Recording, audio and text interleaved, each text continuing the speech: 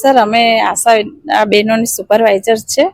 અમને પગાર મતલબ જે મળે છે એ અમને ભાડું જ મળે છે.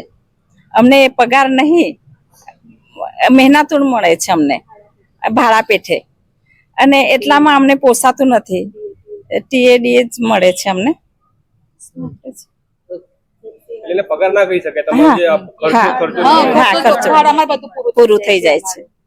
તો ગવર્મેન્ટ બધાનો પગાર વધારે છે, તો અમને બધી બહેનોને એવું છે કે અમારું પણ વધે, મતલબ પગાર વધે. અમે સાગબારા, ડેડિયાપાડા, તિલકવાડા, નાંદોદ ને ગઢેશ્વર. 63 છે. 63 બહેનો છે. હિનાબેન સખ્તસિંહ વસાવા.